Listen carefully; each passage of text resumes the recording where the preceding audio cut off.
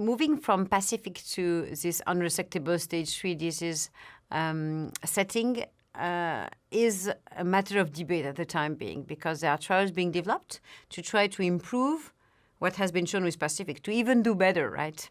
What can you do? So there are many questions. We discussed the fact that the duration of 1 year of durvalumab might be questioned. Maybe you needed a longer period of time.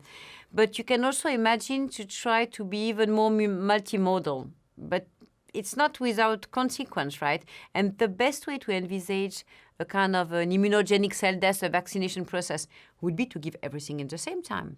So in an ideal world, you would give chemo, radiation, and immunotherapy all together in order to be sure that the immune system is activated at the time the most important number of cancer cells are dying, right? It's during radiochemotherapy. But of course, you need some safety data before. And we have never really had in hands enough safety data published or shown in public to allow you to start immediately with this randomized phase 3 trial. So establish the safety, and this would be a very good strategy. In preclinical models, this mice model, it works better, really better, to give everything together than sequentially. So that's probably the rule.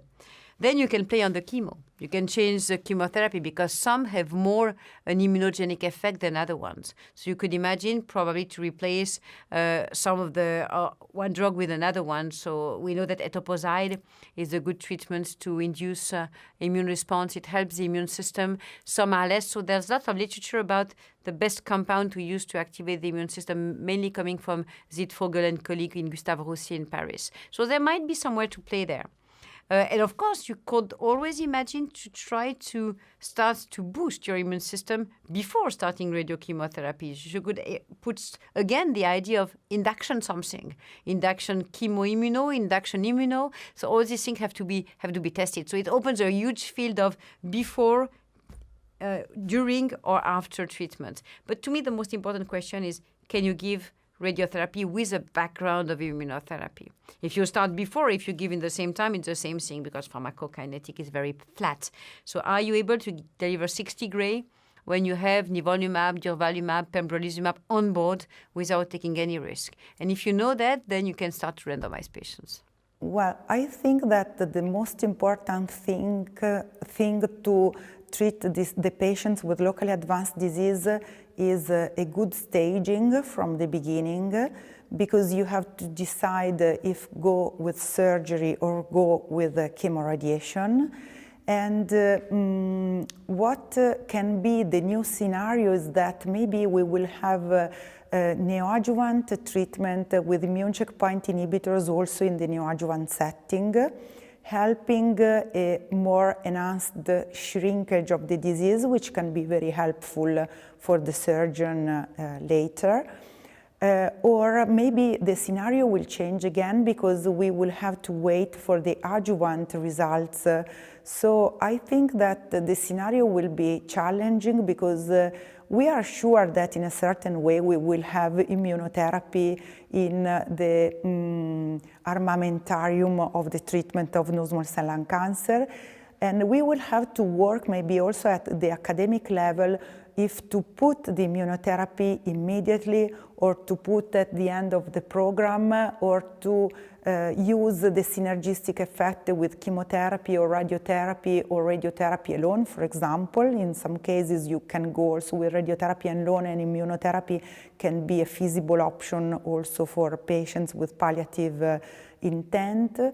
So I think that now we have a lot of drugs, and we have to work on how to combine all the drugs in a rational way and not just to put everything like we say in Italy, a minestrone. After Pacific, I think we have started to revise our challenges, our debate and controversies, I would say. We have provocatively written it in the editorial of the New England. It was more to provoke the community. But we have been discussing in stage 3A with the N2 disease for decades, surgery, no surgery, surgery, no surgery. In Lausanne, I would do a surgery. In New York, I would do radiotherapy. So really kind of expert opinion management, right? So the question is, at the time you have such good results with durvalumab after radiochemotherapy, does this question still deserve a debate. Do we still have to discuss again and again about the role of surgery, or does Pacific definitely decide for radiochemotherapy followed by durvalumab in all stage 3 patients? So, of course, we don't have the answer because we haven't randomized this patient.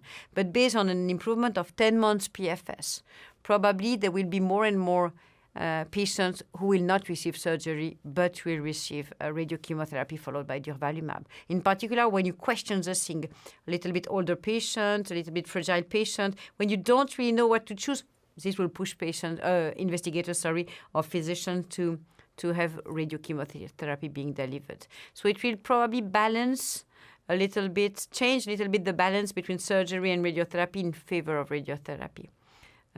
But the next trials are coming, right? Maybe the next trials will tell us that surgery is still very important. The other thing which is also probably of great interest in the field is, are we able to predict after radiochemotherapy who are the patients who really need durvalumab? We discussed together before that there's no subgroup of patients benefiting more than the other ones. But the UK colleagues in particular are developing tests to detect minimal residual disease. So in the blood, you can test if some very personalized mutations can still be found after you have completed your curative intent treatment. And if it's the case, it means the disease will relapse at some point.